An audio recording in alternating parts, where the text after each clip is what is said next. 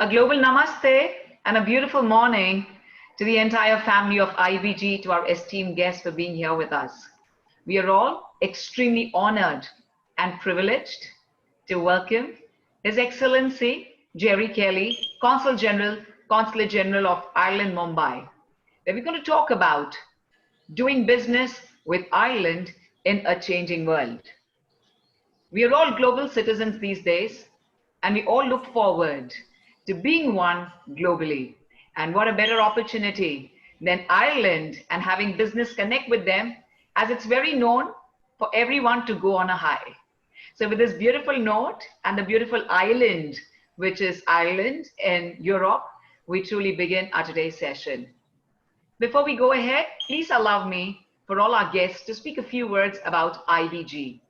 The India Business Group Chamber of Commerce is an independent, not-for-profit membership organization covering all business sectors and segments. There are around 80,000 of opting mailing lists in Mumbai and around 1,000 active members in our chamber. And the board of committee members is a diverse group of business representatives and individuals who help ensure the chamber in moving forward with members' best interest in mind. And we are truly delighted to have with us, well, I must say, a very renowned author. He's already been the author of 3 books. And today I'm going to say that first, author, because he already has 2 more books in the pipeline. May we please welcome the founder and managing director of IBG, and of course, the chairman of the very, very renowned Nazara Technologies. Absolutely great with his business acumen. We are truly honored to have with us today, join with us, well, the founder of India Business Group Chamber of Commerce, Mr. H.E Mr. I call him Dr. H.E Mr. for all the knowledge that he has, who had this vision to really bring the family together and have international ties. Thank you very much, and a global namaste to you, Mr. H.E Mr. Thank you for the introduction. I always say that this can be shorter, but you insist on carrying on and on. So welcome everybody. So good to have you here. It's a little bit of a rainy day today in Bombay. I don't know the rest of the suburbs, but yes, in the city side.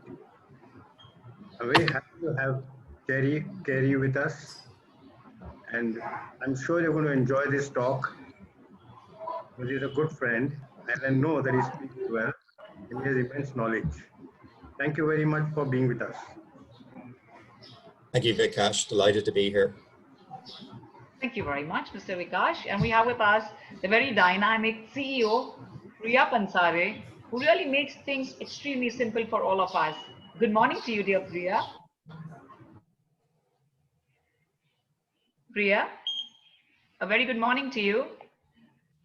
There is some network issue with Priya, but nevertheless, we'll request her towards the end to have a word with everyone. To everyone around, I'm truly honored and blessed to be here. My name is Simran Ahuja, and I truly thank the India Business Group Chamber of Commerce for this wondrous opportunity of having with us His Excellency Gerry Kelly, the Consul General, Consulate General of Ireland, Mumbai.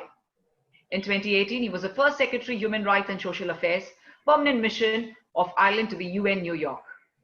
My dear lovely friends, our His Excellency Gerry Kelly has qualified Bachelor's in Arts, Business and Politics from Trinity College, Dublin, and we are truly, truly excited to know from him about the business ties which could be between India and Ireland.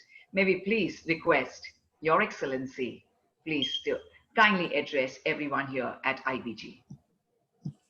Thank you, Simran, and thank you again, Vikash, for the opportunity to interact with the IBG membership today. I'd spoken with Vikash several months ago about the possibility of working together on a networking event for the membership, but obviously the world changed in the meantime and we didn't get around to that. Hopefully there will be a day in the future when we can do something like this in person. But this is a good opportunity to catch up and maybe explain to anybody who's not familiar with Ireland the opportunities that might be available for them. Obviously we're in the midst of the COVID pandemic, and it has changed all our lives, all our businesses, all how we work, which is why we're on a webinar today rather than in person. So the consulate here in Mumbai is just over a year old. We're the newest diplomatic mission in the city of Mumbai. Our government decided to open a consulate in Mumbai because we were very certain about the opportunities that are here for building business links between Ireland and India, as well as the other responsibilities we might have towards our citizens in the region, and to encourage cultural and educational links as well. We found before we opened the consulate that our ambassador and other staff at our embassy in Delhi were spending a significant amount of time traveling to and from Mumbai for various events, meetings, and we felt that there was the real need to have a permanent presence on the ground here, hence the opening of the consulate. And I'm delighted to be the first Consul General. I'm no stranger to India. I previously worked in our embassy in New Delhi for 4 years, so I was very happy to get the opportunity to return to this country. But we have had, while the consulate is new, we have had our investment office and our trade office here for over 10 years.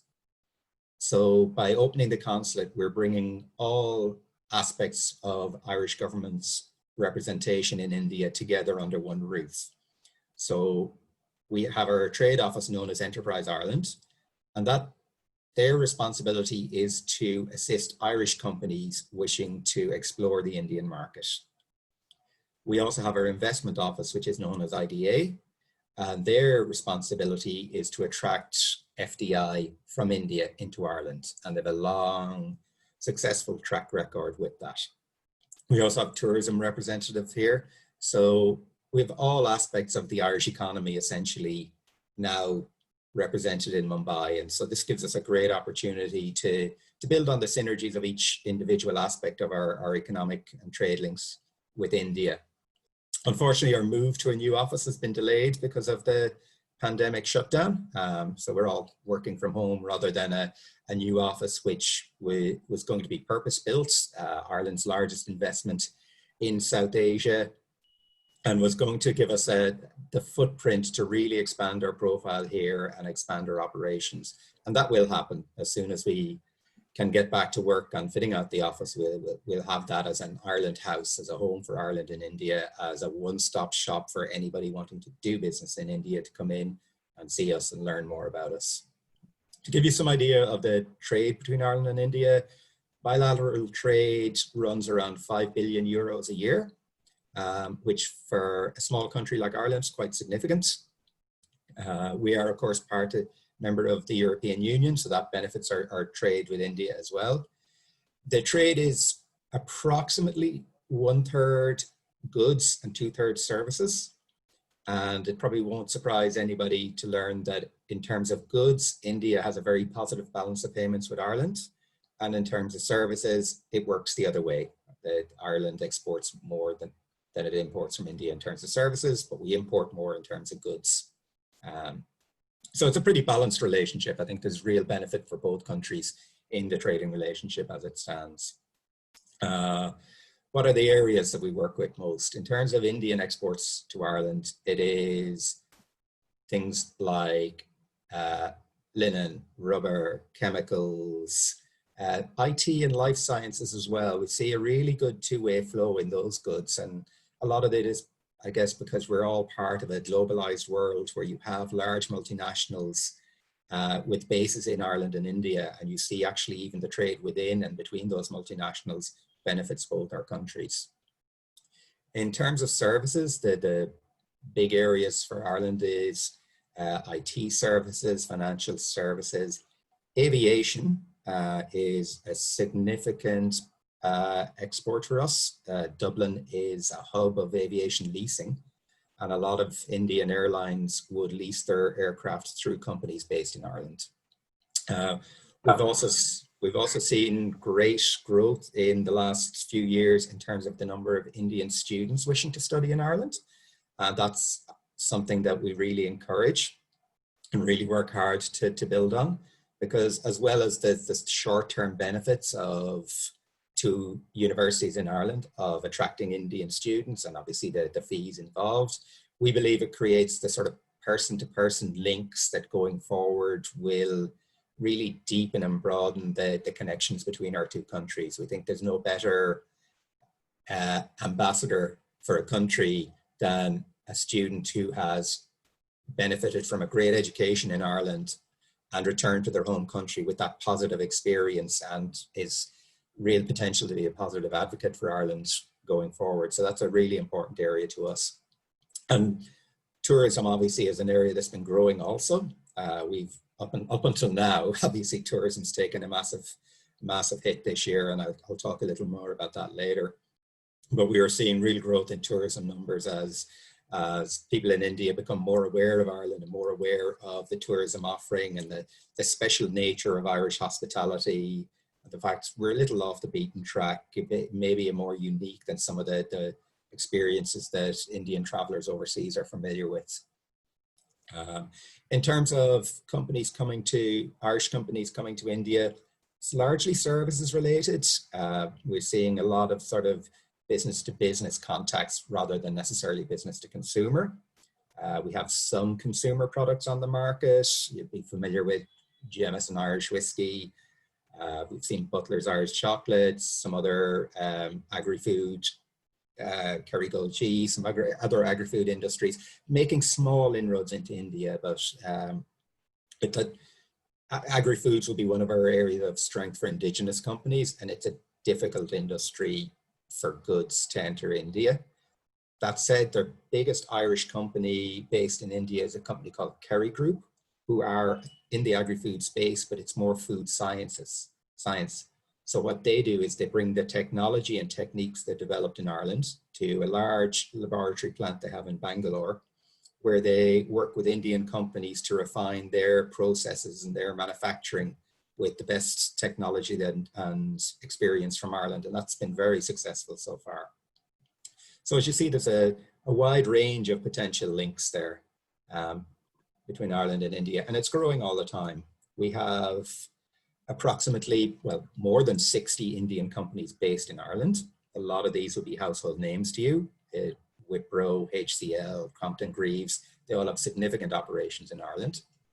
And I think what attracts Indian companies to Ireland, obviously, is our membership of the European Union, which means that for an Indian company in Ireland, they have access to 500 million customers across Europe on a tariff-free, border-free basis. We also, for Indian companies looking to invest overseas, the fact we're an English-speaking country gives a sense of familiarity. We have a common law system, so that there's a familiarity in the way the legal system works and a certainty. Of course, we've a very reasonable rate of corporate tax, which attracts people. We have a very business-friendly infrastructure. It's not difficult to establish a business in Ireland. There's a lot of support available. We score very highly on the World Bank Ease Doing Business survey every year. We have a large, growing, young, educated workforce. So finding talented employees isn't an issue. And of course, being part of the European Union, you have a pool of potentially talented employees across Europe who can freely work in Ireland. So these are all attractive things for an Indian company who's looking to find a base to service European customers. Not just Ireland, we're a small country. We very much acknowledge that we've only a population of 5 million. So our market is very small compared to somewhere like India. We often say when we're trying to explain the difference in scale, either to Irish visitors to India or Indian visitors to Ireland, that more people take the train every day in Mumbai than live in Ireland. So our domestic market is small, but we are part of a larger European market of over 500 million customers. And that obviously is of great interest to any Indian company looking to service the European market. So I might just stop there after that brief introduction. Obviously, I haven't touched on another couple of areas where we have long links, like our history, our independence movements in the last century would have been a lot of close contact as Ireland gained its independence from Britain, and India also. We've met many times on the cricket field, and that's a growing area of relationship and awareness about India in Ireland.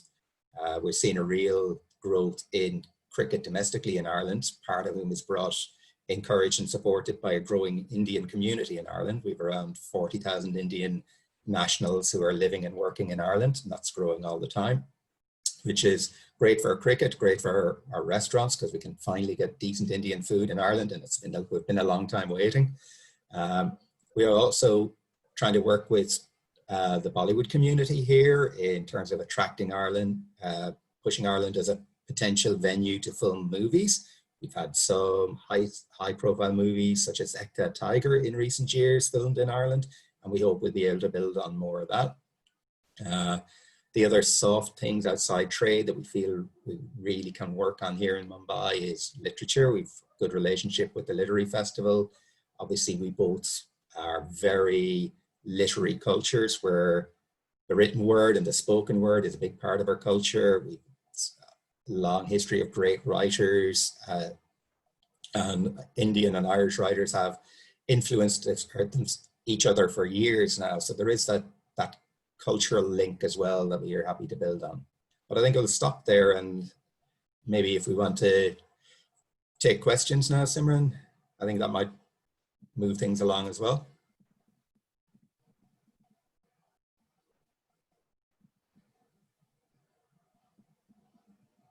Thank you very much. That was really, really kind of you, Your Excellency.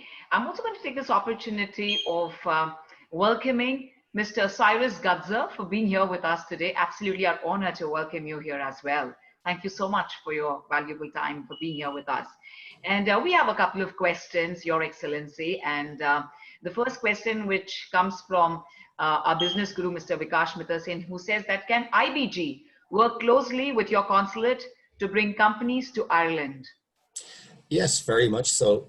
Firstly, before I answer Vikash's question, just want to say hello to Cyrus. Cyrus Guzder was our honorary consul here for 16 years and did a great job in representing Ireland both economically, but assisting us in helping with our citizens whenever they needed assistance in the region.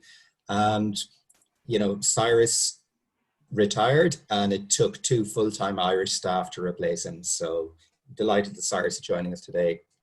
But back to Vikash's question, yes, that's what we're here for. We're here to assist in building links between our business communities.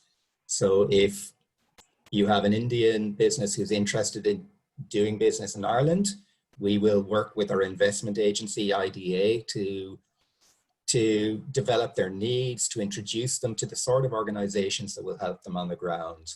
That can be assistance in finding physical space, assistance introduction to legal professionals, marketing, financial, all that you need when you're trying to, it's difficult to set up a business in a new country. We know this. And our investment agency, IDA, is there to assist people along the way. If you're trying to attract Irish businesses into India, for example, if you have a distribution network and you're looking for Irish clients that you might work on behalf of, our trade agency, Enterprise Ireland, would be able to work with you to try and identify potential Irish clients. Similarly, Enterprise Ireland represents Irish companies trying to get into India. So if you feel that you have a niche or a market that you can share or might be useful in partnership, we would be very much interested in talking to you and trying to arrange those business-to-business links that are vital to develop trade. Right. Sure. Thank you, Your Excellency. I'm going to ask you, how has COVID affected Ireland? And at the same time, has the COVID crisis affected the work of the consulate here in India? Yeah. Well, COVID's obviously affected everybody. In Ireland, we've had, like most parts of the world, some very difficult months with infection, sadly, a significant rate of deaths. At the moment, the figures look very good. We've had, I think, only one day in the last week, somebody has sadly passed away. Numbers are in the number of cases per day is single figures to low teens. So we definitely seem to be far beyond the peak, and Ireland has started to reopen. Shops are reopened, businesses are reopened, hotels, restaurants. So we are hopefully getting there, but there's a real persistent concern of how easy it is for these cases to fire up again, to get another outbreak, because this disease seems to be so contagious. So we're cautiously optimistic we're through the worst. I would point out that at no stage did Ireland ever shut its borders. As an island, as a connected island, we didn't feel that was viable for us. Obviously, connectivity was affected and a lot of flights no longer operated. But technically, we never shut our borders. We honoured existing visas, etc. And all travellers to Ireland are quarantined, have to isolate for 2 weeks. And that is, hopefully, is a helpful way of trying to control this, any potential import of the disease. In terms of the consulate, it hugely changed the nature of our work. Obviously, we're here today talking on a webinar as opposed to face-to-face. And I have to say, as a diplomat representing my country, not being able to meet people face-to-face is very unusual. It's not our natural state. We much prefer being out making personal contacts. And of course, the work of the consulate, we pivoted overnight from promoting Ireland. Our work here in Mumbai is largely trade and culture orientated. It's about promoting Ireland. We have a small resident population of Irish citizens who are very self-sufficient. But when COVID broke out, and particularly when India started to shut down, like the rest of the world, we had a significant number of Irish citizens stranded in India as flights dried up. For example, we'd well over 100 people in Goa on holidays who were stuck there with no way home. Similarly, across India, some in Mumbai, Delhi, Punjab, Chennai, take your pick. We found Irish people in every corner of India who were in a very difficult situation with no way home. These would be short-term holidaymakers. They wouldn't be prepared for a long stay. They didn't really have the finances or the resources or contacts to get safely comfortable in India for a long-term stay. So we had to really pivot towards that part of the work, helping Irish citizens. So for example, in Goa, we had to charter a plane to bring home our citizens, which was the second time in the history of Ireland I think we've ever done that, which was very unusual for us, but thankfully we got everybody home safely. And in other parts of India, our colleagues in Delhi had to charter buses to bring people from Rishikesh to Delhi to get them on a flight to Ireland. And, you know, with some very difficult cases, it was quite an eye-opener for us. We don't often get a good picture of who the tourists and the visitors from Ireland to India are. We know the people who come here long-term to work or to do business or to study, but the tourists who come for a couple of weeks are backpackers. We don't always have a good picture of them. And we really got a sense that of the broad scope of Irish people who are interested in traveling to India. You have everything from the 18, 19-year-old backpackers who are happy on a beach with their kingfisher to the 70-plus-year-old pensioners who are on yoga camps or ashrams. There's just such a breadth of interest in India and Ireland that even in these difficult circumstances, it was a learning experience for us. And there was a real sense of the wide variety of interest in India coming from Ireland. But thankfully, we've gotten all our citizens home with a couple of delicate medical cases, but nobody is seriously injured or distressed. So we got everybody home. But that was a big pivot from our normal day-to-day work. And of course, the biggest disappointment for us is the lockdown. And this all broke as we were planning our St. Patrick's Day National Day reception. And this was to mark our first year of operation in Mumbai. We had a very large event planned. We were bringing a music group over from Ireland who played traditional Irish music and Indian music. So a half Irish, half Indian music group were coming over. We had a number of Irish companies that were coming in to launch products at our National Day. We're going to launch a Mumbai chapter of the Irish India Business Association. This is all now put on hold because we had to cancel our National Day event. And hopefully brighter days lie ahead and we'll be able to revive all of this at a later date. But that was a disappointment as well. And now we are working remotely. We're working from home largely. We're doing webinars, calls, but yeah, we're getting by, but it's obviously not an adequate substitute for where we were, for the sort of person-to-person contacts that is the bread and butter of modern diplomacy and economic diplomacy. Thank you very much, Your Excellency. We have a couple of questions which says how Ireland is giving EDG for the joint ventures in startup in the healthcare sector and the disability rehabilitations. I'm not sure I grasp the question, but I'll do my best. Life sciences is one of the major areas for Ireland in terms of our business with India. We have a large number of both pharmaceutical operations in Ireland and medical devices. And a lot of these companies would also work in India. So we see a lot of collaboration within the sector and within individual companies. A good example would be the medical devices company Medtronic, who are originally American but now have their headquarters in Ireland. They also have a significant plant in Bangalore, and their plants in Ireland and Bangalore are linked by fibre, and they can literally operate the manufacturing process in Bangalore remotely from Ireland and vice versa. So this gives us the sort of continual feedback, continual working. It's really quite fascinating to visit. Other areas include Indian pharmaceutical companies like Ranbaxy and Wockhardt have significant operations in Ireland. So there is that, there's a precedent there for the medical devices, life sciences area collaborating between India and Ireland. And as I said, we have a very good infrastructure both for startups in terms of Enterprise Ireland, our trade body, technically is the largest venture angel investor in Europe in terms of the grants that they give for startups in Ireland. And IDA has 70 years of experience in assisting companies to invest and locate in Ireland. And we're one of the world leaders. Within Europe, we get over 40% of US FDI into Europe. We are 2% of the European population. We get 40% of FDI investment. And that figure tells its own story.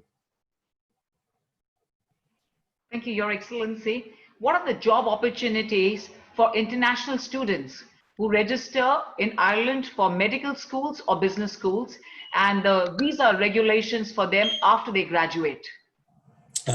That's one area where we've really been working on and trying to promote in recent years. We currently have around 5,000 Indian students a year studying in Ireland. We've a very generous stay back program. So after you graduate from an Irish university, you have a 2-year stay back. So that means you get a visa to allow you to work for 2 years without sponsorship. It's an open visa, and that should give you enough time to start your career, to gain valuable experience, develop valuable skills. If you're fortunate enough to get an employer who's then willing to sponsor you for a longer term work visa, that's acceptable. If you want to take your skills and experience and return to India or go elsewhere, that's great. But on graduation, you have a 2-year grace period to get your career started. While studying, we also allow students to work up to 20 hours a week. So this is not intended that they work full-time or anything like that. It's simply an opportunity to get a bit of spending money to support yourself while in Ireland. It's also working in, you may be able to find work in a relevant area and get experience, but it's also a way to maybe integrate into Irish culture a bit more when you're working alongside Irish people as well as studying. So obviously, education is an important aspect of our work here, and it's an important piece of our trade with India because the international students bring not just themselves and the fees, but they also generate goodwill. They also generate visits by parents for tourism. So it's a very important area of work for us. And obviously at the moment in the current climate, it's a worry as to whether students will still travel to Ireland in the current semester, which starts at the end of September. What I can say at the moment is our visa office has reopened at our embassy in Delhi through VFS for student visas. So any student who has gotten an offer from an Irish university can get the visa. That process is ongoing and that's working. Universities have said they're aiming to restart, depending on what type of course a student's doing, with mixed learning. So there will be some online learning, but there will also be the face-to-face tutorials and lab work, depending on the course. that is part and parcel of the course. And that's where the real value lies, I think, for international students. The only thing we're now concerned about is whether there will be flights available to bring anybody from India to Ireland, because at the moment international flights have stopped. There are some emergency flights running. Hopefully that issue will be resolved in the next month. We'll wait and see. But effectively, for students, Ireland is open for business. Offers have been made to students in India to attend universities in Ireland. Visas are being issued, accommodation is being organised. The universities are planning on restarting in late September, early October as usual. The mix of learning may be different to previously, but there will still be a real added value in working face-to-face, hands-on with the professors, with the other faculty. So the education system in Ireland is open for business, and we very much look forward to welcoming Indian students who have contributed so much to our education system in the last few years. Sure. There are a couple of questions regarding students as well, where, Vikash says that student exchange is a great way to promote a country and need to do more of that. There are also two more questions related to the similar young Indian students who really come there to study. How keen is Ireland in promoting startups by young Indian students? And how about students or MBA students getting an employment in Ireland? Well, Ireland's very keen on startups. As I mentioned earlier, Enterprise Ireland, our trade board, is the biggest angel investor in Europe in terms of the grants it makes available to startups. Our universities are very focused on enabling startup culture within campuses. So all the universities would have incubators, would have services available to support startups. One of the real advantages that I feel that Ireland has in terms of our academic institutions supporting industry, including startups, is the scale of the country. We're not a large country. There aren't layers and layers of bureaucracy to deal with. What you will find is that our academic institutions are closely linked to industry. Our Institute of Technology in particular would work closely with local industries in terms of designing courses to enable graduates to take up jobs in those industries. Our larger research universities would also have those access to industry, would work closely with industry in terms of research projects. The other great advantage for Indian students coming to Ireland is, as part of the EU, they have access to both Erasmus and other European universities, and Horizon 2020, which is a huge investment and research fund available to universities within Europe. So Indian students coming to Ireland, particularly at postgraduate level, will have access to apply to those funding sources, and they will have support on campus in terms of incubators and other types of support if they want to go down the startup route.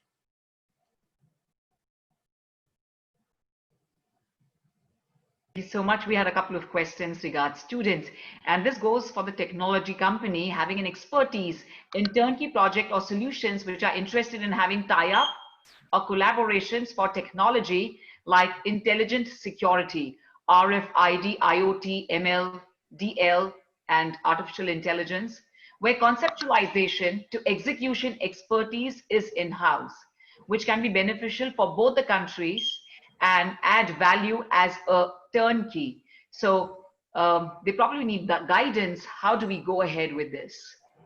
Well, obviously Ireland is home to the European headquarters for all of the top 10 IT and ICT companies in the world.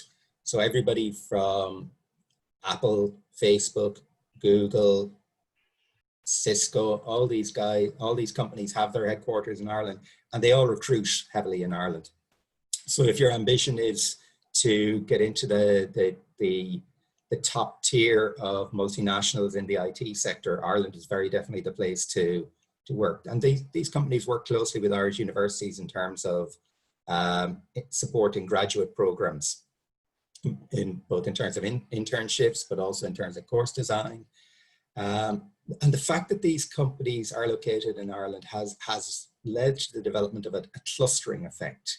So you see a lot of entrepreneurial offshoots coming out of those companies, people who've gotten experience in these massive IT multinationals going off on their own to pursue a startup or an opportunity.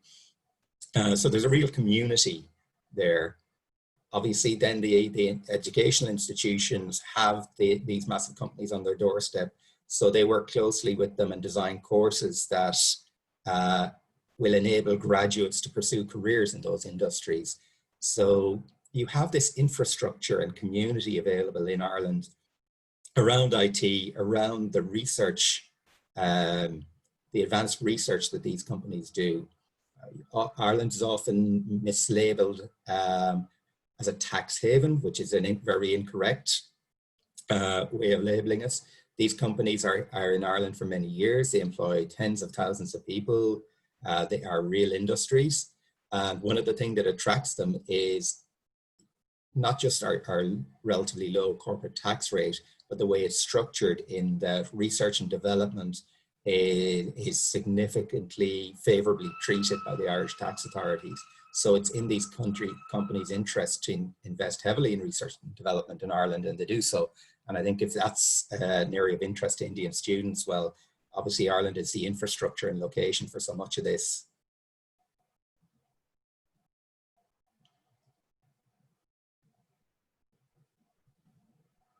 Excellency, is Ireland a good manufacturing destination? How cheap is labor and the availability of labor?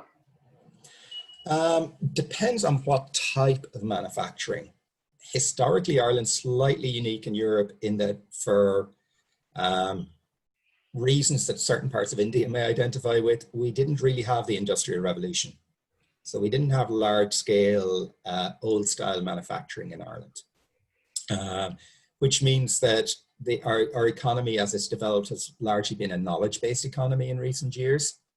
There are specialist areas of manufacturing, particularly in the engineering, automotive parts, light engineering areas, where we have significant companies doing a lot of good work. But in terms of the sort of heavy engineering, mass manufacturing, that's not part of our economy. Labour costs in Ireland are not cheap compared to India. Let's be honest here. We're a European country. Our labour costs sort of reflect that. The cost of living reflects that. Nobody's going to move to Ireland for cheap labour. That's a fact of the matter. They move to Ireland for skilled labour. We always give an example of Dell Computers in the 1980s moved to Ireland when our labour costs were a lot lower to assemble PCs. But as time went on, labour costs rose in Ireland. Dell stopped manufacturing and assembling PCs in Ireland. I think they moved the manufacture to Poland or Czech Republic, somewhere in Eastern Europe where at the time labour costs were lower. But they kept a small customer service and research base in Ireland. Now that customer service and research base has grown to employ far more people than the assembly and manufacture of PCs ever did. So that tells you how the skills and the profile of our economy has changed over the last number of years. Our labour force is incredibly skilled, incredibly flexible, and like I said, we also have a European labour force on our doorstep that can work in Ireland, that employers can recruit from, but it's not a low-cost economy. This is regards the food sector, which says that will Ireland food industry be open up for the Indian cuisine restaurants there? Yeah, I mean, we've seen a real growth in good Indian restaurants in recent years. I have to say that because growing up in Ireland in the 80s, there were restaurants that called themselves Indian, but would not be recognized by any Indian. But now we have really good Indian restaurants, which I guess is a reflection of both Irish people's palates becoming more globalized as we've traveled around the world, but also a growing Indian community in Ireland. So yeah, there's very definitely growth in the number of Indian restaurants there. And Irish people are far more aware of different global cuisines than we were 20 years ago. So I think the growth sector is there. it also, in terms of availability of ingredients, is a lot better. We have a common travel area with the UK, so I know from personal experience that a lot of the Indian restaurateurs in Ireland used to drive over on a weekly basis to Southall or somewhere like that outside London and fill up a van with good Indian ingredients to bring them back to their restaurant. So there's that infrastructure as well that's always existed. But agri-foods is a significant part of our industry. It's maybe 10 to 12% of our exports are food-based, largely to the rest of Europe, some to the US, some high-value items to other parts of the world. And that's one of the areas that we will be continuing to look at India as a possible destination for some of the more high-value products. Irish whiskey is hugely popular in India. It's growing year on year, and we're seeing, you're probably all familiar with Jameson that you will find in most bars and restaurants in India, but we're seeing more Irish whiskey companies seeing the success of that product and seeing that there's a market here. So hopefully as the world returns to normal, you'll see more Irish products on shelves in India. Sure. Your Excellency, where can we find information to connect with Irish companies who are wanting to invest in India and the Irish companies who are wanting some kind of collaboration and tie-up? Well, I think we're going to give you our consulate email address, which is mumbaicg@dfa.ie, but I'm sure IBG will circulate that. So feel free to contact us and we'll happily put you in contact with our trade section who are representing Irish companies in India, and they will assist in making any connections necessary. Sure. Thank you. We'll be sharing the email ID here itself. So I'm going to request all of you to kindly take a look at it. Where do we find information to connect with Irish companies wanting to invest? The answer will be with the email ID. Your Excellency, does the Irish government support philanthropic activity in countries like India? Ireland's got a very large development aid program. It's largely in sub-Saharan Africa, also in Vietnam. We have some charitable NGO organizations that we've supported here over a number of years. But being honest, India is not interested in overseas development aid. That's the policy of the Indian government, which obviously we respect. So we don't have a development aid program here. The NGOs that we do support we've supported for a number of years, and obviously there are very strict guidelines from the Indian government in what type of NGOs we can support and the reporting they have to make to the Indian government. So we don't have a significant development presence in India. It's not something that the Indian government encourages, which we respect. This one says, is there any scope to get citizenship for business entrepreneurs for Ireland? Well, our citizenship laws are very similar to the rest of the world. If you are living legally in Ireland for a number of years, over 5 years, you can apply for citizenship, and many Indians do. We have an investment visa program, which for a certain specific recognized form of investments will give you a residency visa. And if you're a resident in Ireland again for more than 5 years legally, that you can pursue citizenship after that. But we don't have an investment for visa. That's not something we or any other country really do at the moment. There's definitely, if you are starting a business in Ireland and investing in it and employing people, there are definitely residency options available, which further down the road after a number of years can give you a right to citizenship, but it's a process.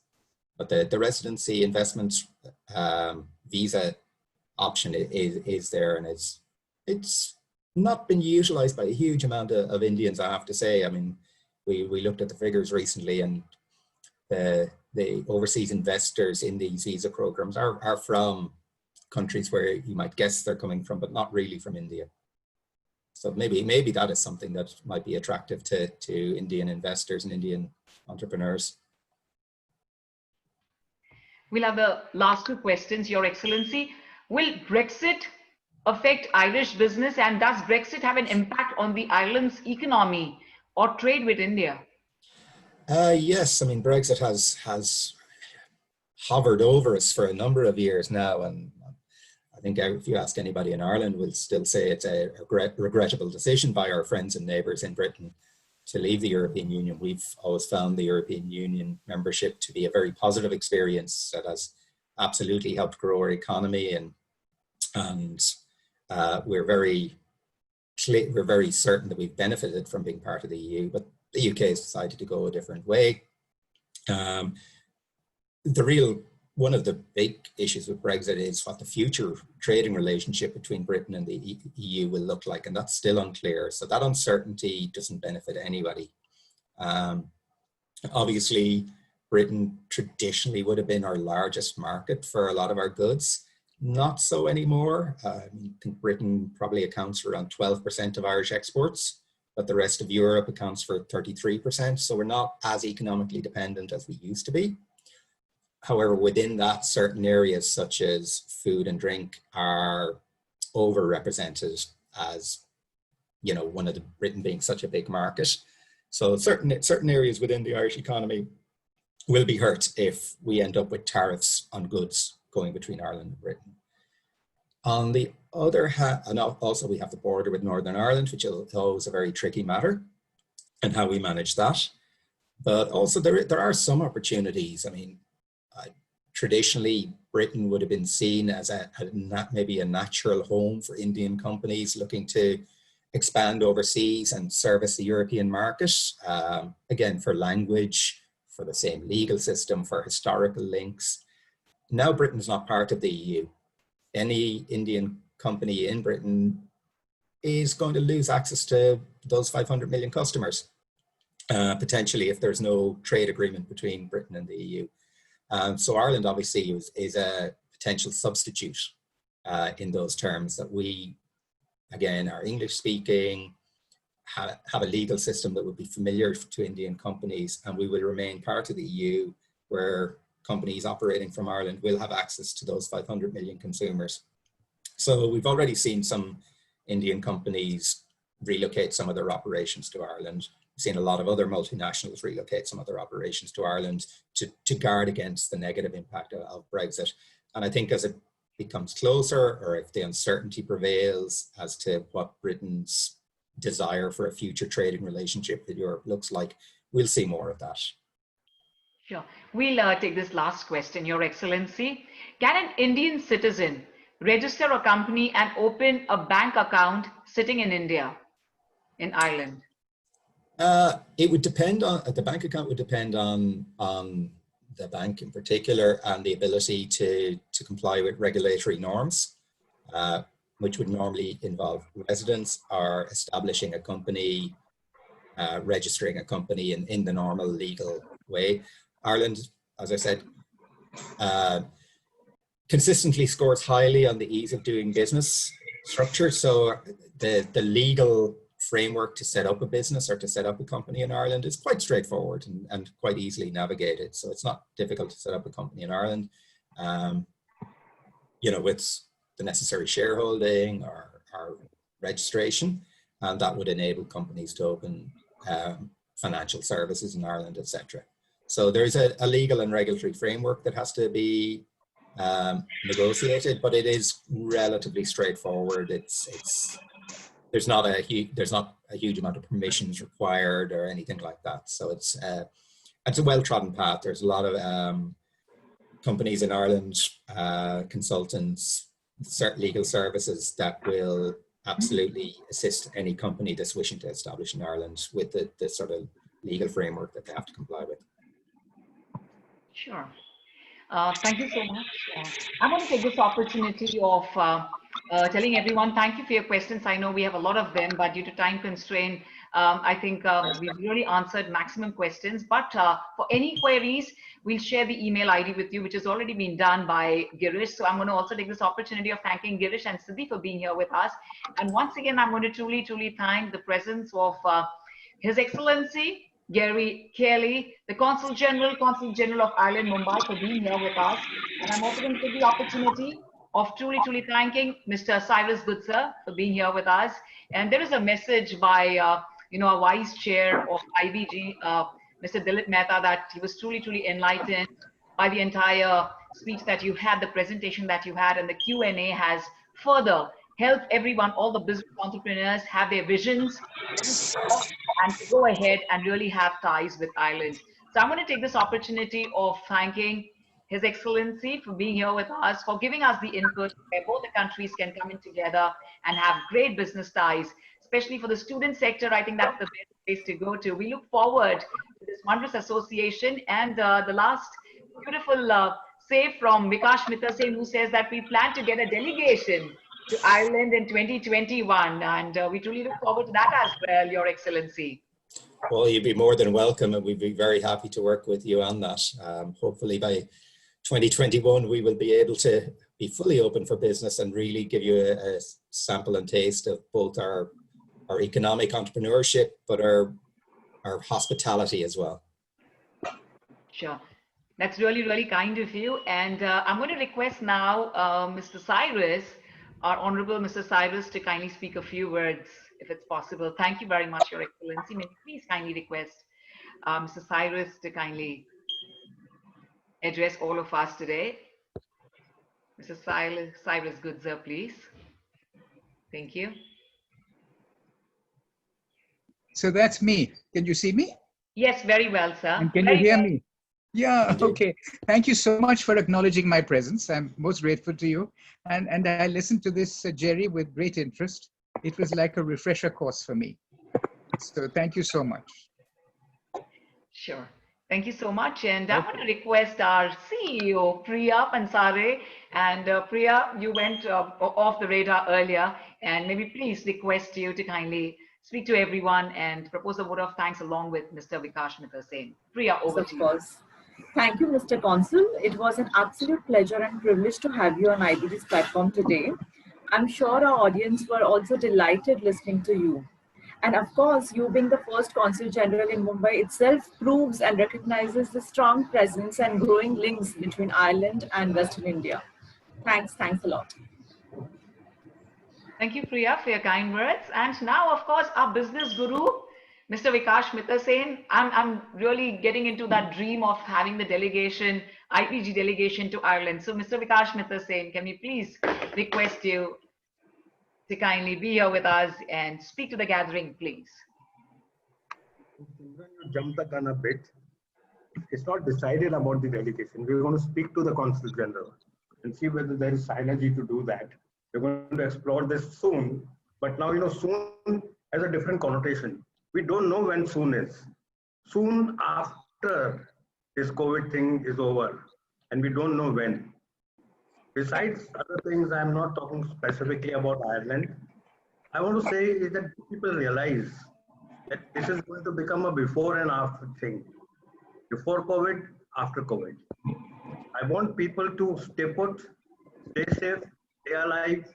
Don't take any major decisions or actions till we know how the world is going to be. It's going to be a new world.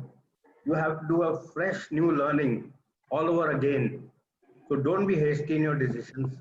Just ride the waters and see how it goes. Thank you very much, Mr. Kelly.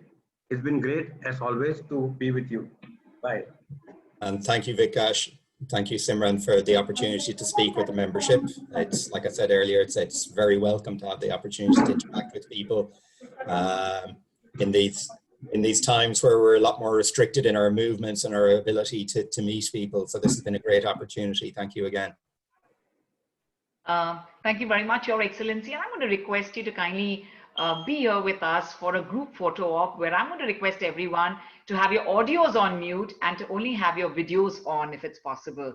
A humble request to everyone to very quickly in the next 30 seconds, just have your videos on and your audios on mute as well, so that we could just have a group picture with His Excellency Gerry Kelly, the Consul General of Ireland, Mumbai, for the wondrous highlight regards the two countries coming together and the business opportunities.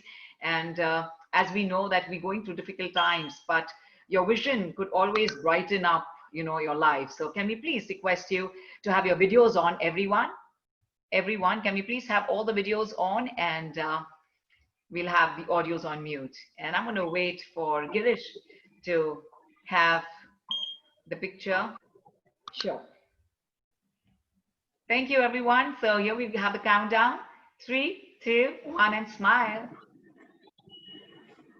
And the last one. 3, 2, please smile. We are going through tough times, I know, but this too shall pass, as it always says, Ke Sara Sara. So I'm going to take this opportunity to thank His Excellency with folded hands. Thank you so much for being here with us, with the IBG family, the IBG group, and their guests. And it was truly, truly, absolutely an honor for each and every one of us. Thank you very much, Your Excellency. Thank you.